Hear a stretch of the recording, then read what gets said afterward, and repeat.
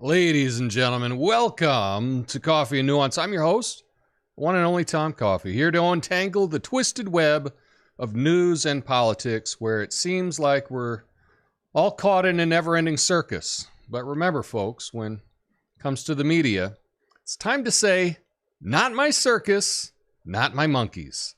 Because let's face it, the circus is corporate news. Those monkeys are the distractions they throw at us. So let's dive into this three-ring madness. Now, you may have noticed how the news cycle is these days, a never-ending circus act. You've got clowns on one side screaming fake news, and on the other side, juggling outrage, virtue signaling. It's like a circus tent filled with partisan animals flinging dung at each other. And we're sitting there wondering if we accidentally walked into a monkey enclosure. Speaking of monkeys, let's talk about those distractions. Those shiny objects they dangle in front of us to divert us from the real issues. It's like they learned their tricks from a chimpanzee with a poli-sci degree. Look over here, folks. We got celebrity scandals, Twitter feuds, and let's not forget the latest viral video of some dummy being dumb. Not my circus indeed. But here's the thing, people. When we're busy being entertained by the media circus, the real problems are going unnoticed. It's like trying to solve a Rubik's Cube blindfolded while the clowns are honking their horns in your face. Inflation, end of cultural norms, the erosion of civil liberties. Nah, let's focus on a pride parade, because that's what really matters, right? Not my monkeys, not my problem. Now, I know some of you are thinking, Tom, how can we escape this circus? It's everywhere. Well, my friends, it starts with being informed. Turn off the mainstream news channels that are more interested in ratings than in providing actual substance. Seek out alternative sources. Read different opinions. Let's put the spotlight on issues that matter. Remember, folks, we're the ringmaster of our own lives, and it's time to take back control of the circus. So next time you see breaking news headline that screams, "Breaking news, Kim Kardashian's new diet plan," just remember to say, not my circus, not my monkeys. Let's focus on things that actually affect our lives. Together, we can make this circus a little less crazy and a little more meaningful. And remember, when it comes to the media circus, don't get caught up in the distraction monkeys. Just repeat after me. Like, comment, No, not that. Well, that too. But not my circus, not my monkeys. My name's Tom Coffee. This is the Coffee and Nuance Show, the best censored commentary and news show live right now. Flame on.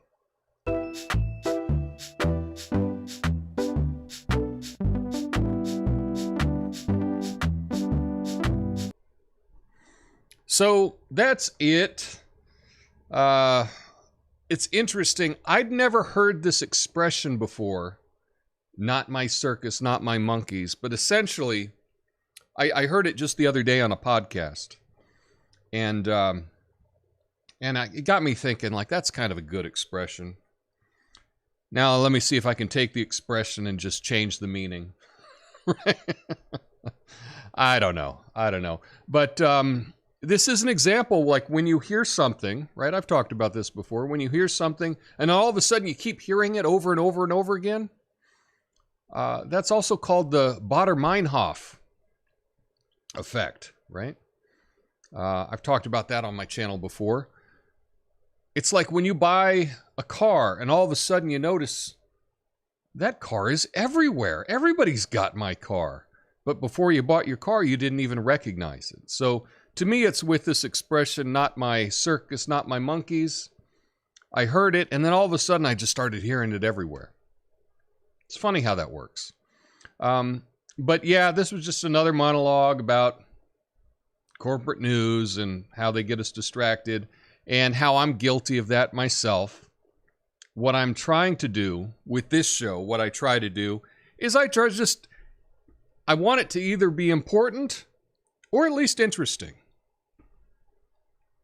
It's okay to have stories that aren't life or death. It's okay to have stories that are not the most meaningful if there's something interesting about it that maybe you can talk about.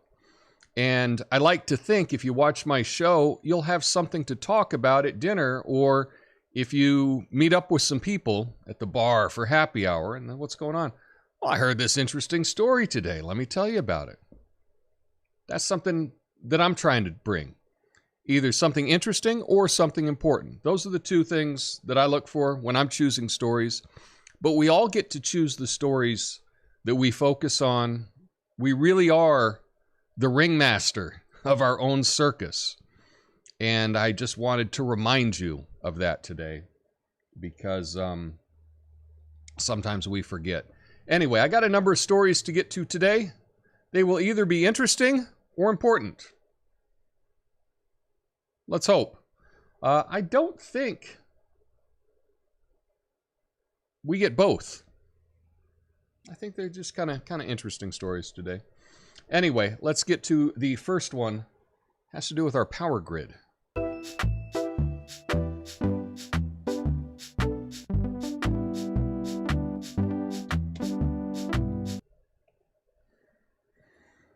Woohoo! Yes, indeed.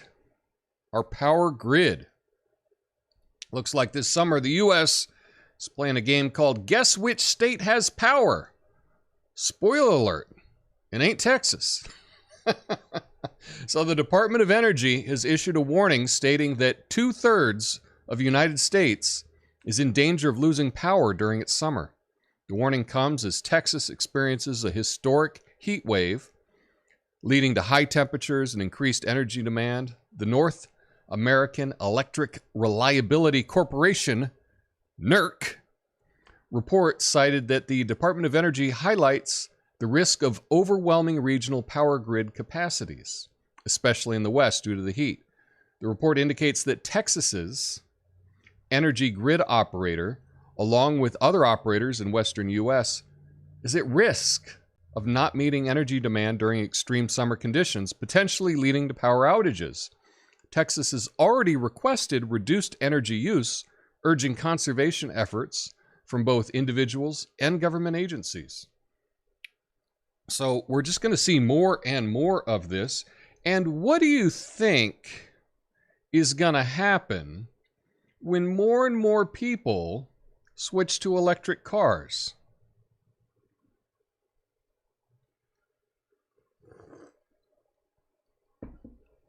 Do you think that might have an impact on our power grid? Of course it will. Of course it will. I'm trying to remember what they say, but I think powering a car is equivalent to powering like 20 refrigerators or something like that. So,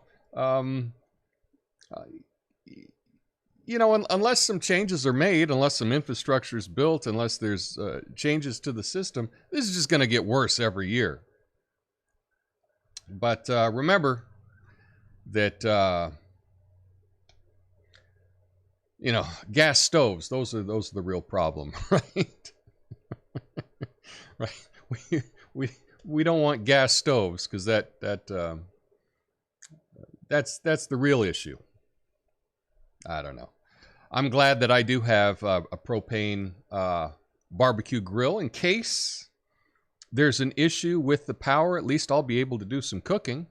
It's probably a good thing to have on hand for everyone. But how prepared are you if the power goes out? I gotta admit, I'm not as prepared as I'd like to be. I wish I had a full basement, because, you know, basements are nice and cool. I have a basement, but it's just a small little area where the heater is, or the furnace, I guess, and the hot water heater, and there's not a whole lot of room down there, and it gets pretty dusty down there. So I don't think I would want to hang out there if it got too hot, if the power went out.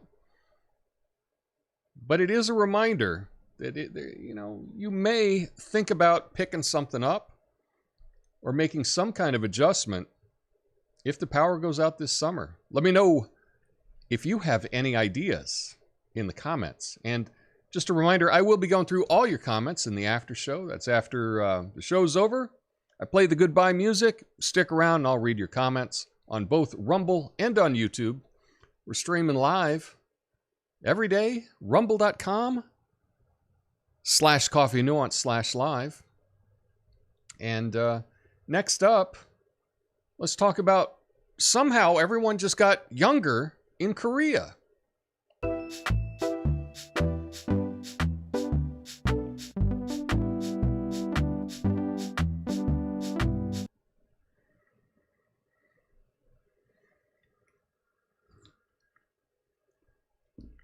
I need a longer transition so I can get a good slug of coffee between stories. I'll have to work on that.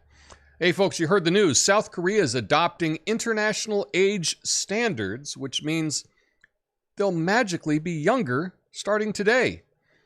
I guess their secret to eternal youth was hidden in their counting system all along.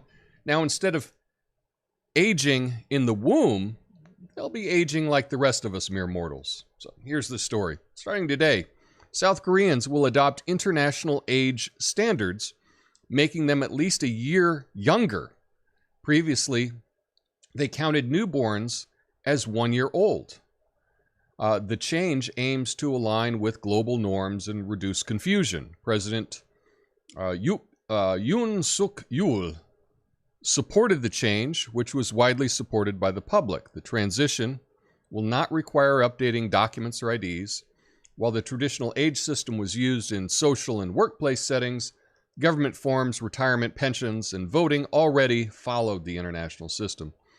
Mandatory military service and school admissions will still consider calendar age. Stores already use calendar age to determine eligibility to purchase alcohol and cigarettes, and the majority of South Koreans supported this change. Now, I'd never even heard of this before. Had you heard of this before? So this is one of those stories that I think is interesting, not important, right? But it is interesting that they just counted everyone as being a year old when they were born. Not even 9 months, I guess. I don't know. I don't have a whole lot of details on this. But, you know, if you do think that life begins at conception, right? We'd all be 9 months older, or just depending on how long, you know, how old we were when we were born. Right? That is interesting. This gets into some really complicated things. You know, what if, you know, we have birthright citizenship here in the U.S.? What if we changed it to when you were conceived, right? So then people could fly to the U.S., conceive a baby in the U.S., right? And then fly back, and then the child being born would be American, right? I know it's just a really silly hypothetical, but, you know, sometimes I like to do that. Just have a silly hypothetical. Obviously, that wouldn't work. There's too many issues with that. But I do think it's interesting that all of a sudden South Koreans just got a year older. So happy birthday to all my South Korean friends. You know, you now have one more year on the planet. Anyway, that's it for we got another fun story here. This is also international news.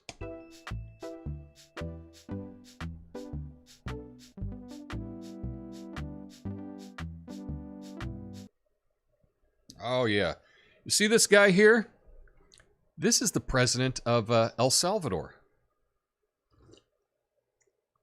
And it's just a reminder that all presidents look really cool in aviators. All of them look cool. And there's no discussion about it. All presidents look cool in aviators. Yeah. But why did El Salvador's Nayib Bukele ignore constitutional objections and register for re-election?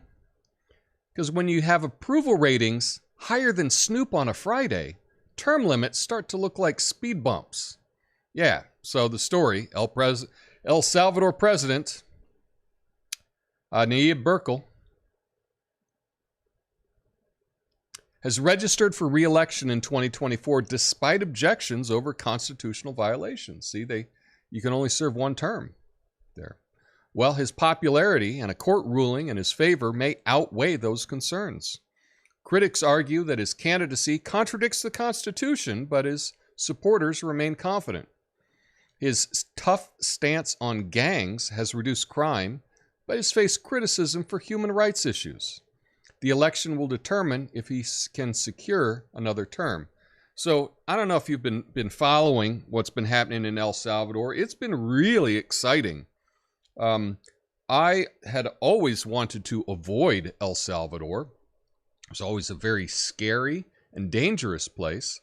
But the current president decided to round up who he deemed to be bad guys, all the gang members that have tattoos all over, throw them in a supermax prison, and all of a sudden, there's no murder in El Salvador anymore. The streets are safe.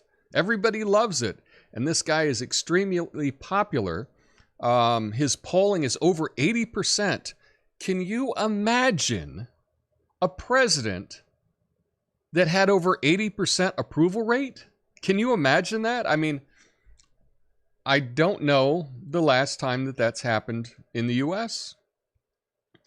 I think at the time, maybe George W. Bush, like the day after 9/11, you know, because everyone was rah, rah, rah. But that was very short-lived. But this guy's got really high approval rating based on what he's doing. And I guess one of the fortunate things in El Salvador, when you're dealing with, putting gang members away, if everybody looks the same, then you can't be accused of racism. It's extra smart, right?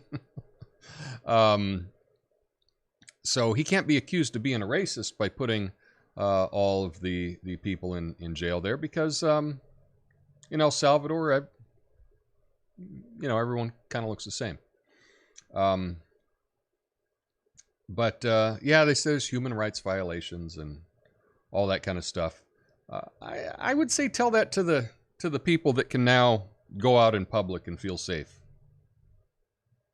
You know, there's two sides to every coin. But I will say that I am looking forward to visiting El Salvador, and I would not have done that in the past. And now it is a place that I would like to visit. Have you been there? Have you been down to Bitcoin Beach or anything like that in El Salvador? Let me know in the comments, because I need some tips. But next up, let's keep it international.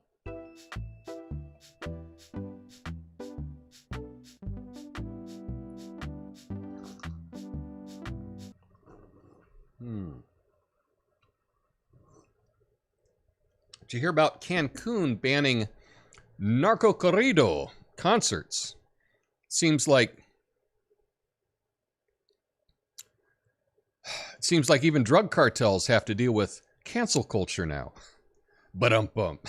So the local government of Cancun, popular tourist city in Mexico, has announced a ban on concerts by popular musicians, citing their promotion of violence. The ban specifically targets artists such as El Commander, that's this guy right here, and Grupo Firma, who are known for their involvement in narco corrido subgenre, which glorifies the lives and activities of drug traffickers. The decision was made due to concerns that the concerts contribute to incidents of violence. The ban's not limited to narco corrido acts, as hip-hop concerts was also canceled recently. The move comes in response to the escalating crime and drug-related violence in Cancun and the state of Quintana Roo. The government expressed support for the ban, emphasizing the promotion of peace and non-violence. So this is a musical trend that has been on the rise recently. We've had a number of these narco style musicians actually make it big in the U.S. and hit the Hot 100. Very, very popular stuff. And if you don't understand what they're singing, it sounds rather nice. It sounds like nice music, but they're ballads of the drug trafficker, if you will. And when you read a translation of the lyrics, you say, "Oh, okay, I understand it now." It is a conundrum when you have a big concert that brings about violence, right? For freedom of speech, you would like a concert to be able to be performed no matter what the circumstance. But if people can't behave, what do you do about that?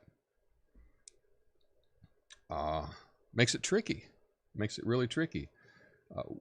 There's often these kinds of incidents, and a lot of time people will scream racism, things like that. "Oh, how come you're shutting down this club just because it's this style of music? You got to be racist to do that." And it's like, well, it might not be the race. It might be all the violence that's happening at the bar or at the club, which is why, there's issues with that. I think that any local jurisdiction can make that decision for themselves if that's what they want to do. I think not having a concert because of the content of the lyrics, to me, is a bit too far. But I'm not sure what you would do in response to that. If you're putting on these concerts, and because of the concerts, it's inviting in people where there's a lot of violence, what do you do about that? It's a tricky thing. And I think if you're on the outside looking in, I don't think you really understand everything that's going on about it. So I don't have a solution as of right now. I know that the concert that I went to this month was very nice, and there were no signs of violence whatsoever. But it was mainly a bunch of boomers watching people in their 50s play rock music. So not as dangerous as what's happening there in Cancun. Anyway, lastly, I do have some good news, so let's get to that right now.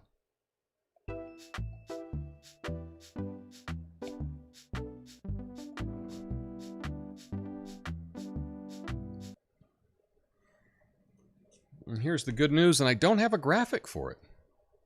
That happens sometimes. Researchers at Virginia Tech have used kirigami to make tape stronger and easier to remove. It's like the tape went to the gym and learned to do yoga.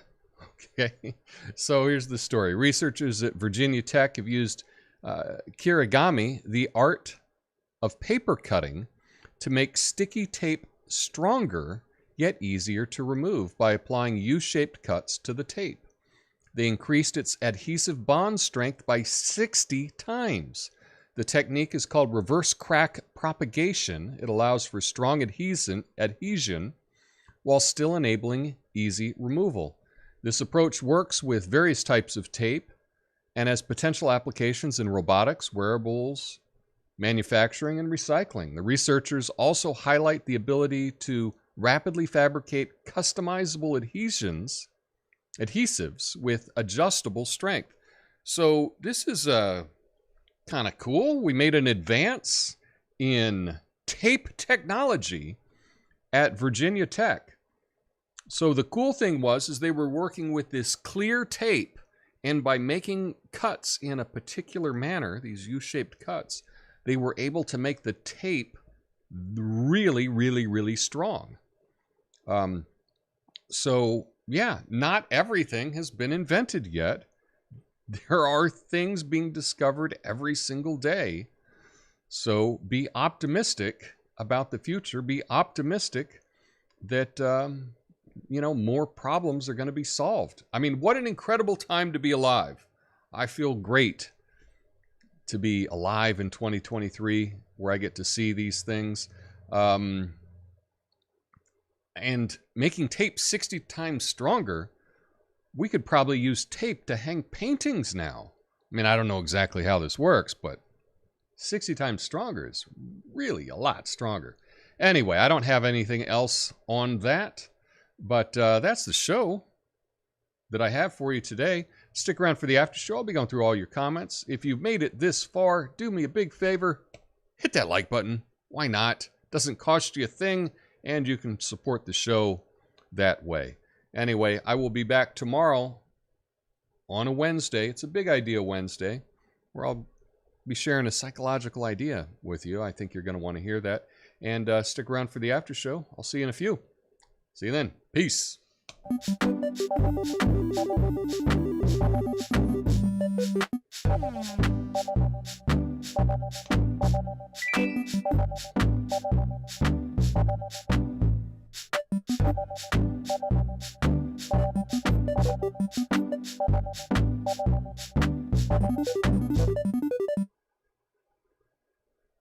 Here we are in the after show. Thanks for sticking around, y'all.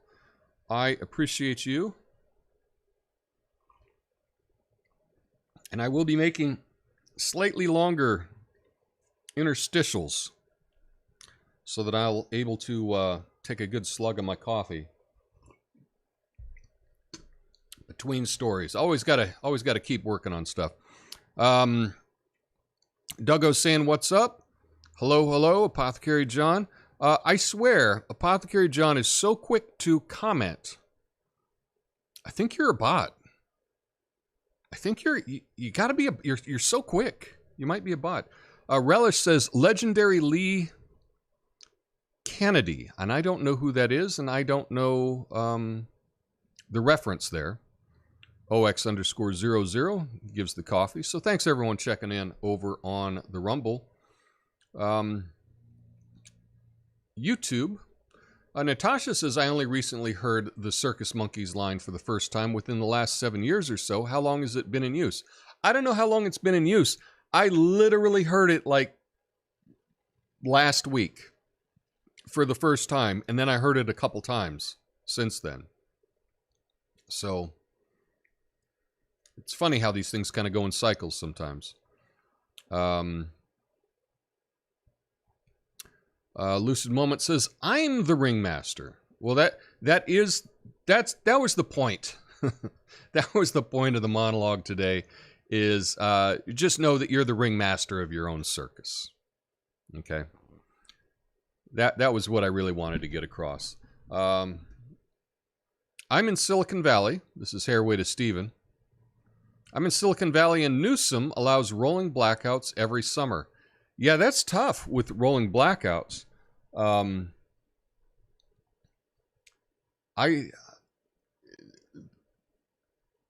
That's tough, especially when it gets so hot. And I mean, hopefully you're only out a couple hours and it doesn't spoil your food. But that can be a real issue if you have food refrigerated. You don't want any of that to go bad. That can be a real issue. To anyone trying to manipulate you, say, "I may look like a monkey, but I don't belong in your circus." Okay. There we go. Grid collapse. We could have grid collapse. That's very scary. Now, one thing that I have seen about the grid and working with the grid, I've seen some really positive things on people that do Bitcoin mining. And if there is ever an issue with energy use, then they voluntarily stop doing any of the mining to help out the grid. And that is a way that they can help the grid. And I've seen some really positive things from Bitcoin mining companies on working to be responsible that way. Natasha says, "I'm in Texas and it's nasty hot and humid right now." I don't doubt you. I was speaking with a friend, and I was complaining that I think it got up to 82, and he started cursing at me. So, yeah. I moved out here from Phoenix, and I need to move back. California's a nightmare. I'll take the heat and AC over crime. No AC and rolling blackouts. That's tricky. Hairway to Steven says, when I lived in Portland, I would sleep in my basement during the summer. Yeah, I wish I had a full basement, but my basement is maybe, I don't know, maybe 15 feet by 6 feet. It's not very big at all.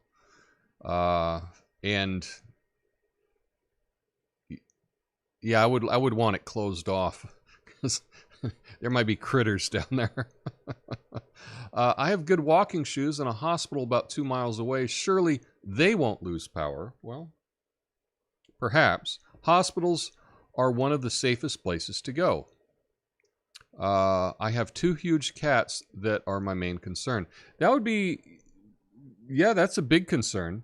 And that may be something to look into about having some kind of backup generator, some kind of backup power. I do have some backup. I do have a backup battery that can be used to, jump start a car. I don't know how much use I would get out of it. It does have a little, it has a plug. I can plug things into it and run things off of it, but I don't think it would last very long at all. Let's see. Lived in Phoenix. It's stupid hot in the summer in Arizona. Yeah, it's really hot. Now, of course, it's a dry heat, but it's still a heat, right? Some people say, oh, it's a dry heat. It's no big deal. And that's true. It is definitely different when it's a dry heat as opposed to a wet heat. But it's still hot. I remember when I was young and I was in New Mexico, I'd be out running and playing soccer and things like that. In the summer, I could see perspiration just bubble out of my arm, like just come out of my arm and then immediately disappear. Because when the humidity would be under 10% or whatever, you would sweat and it would just vanish. It would just disappear immediately. That was really weird to see. And if you could actually see it happen, where you would see a little droplet come out on your arm and then vanish, that was bizarre. That was a bizarre thing. But it really did happen. Hashtag hyped, hashtag big idea Wednesday tomorrow. Nice.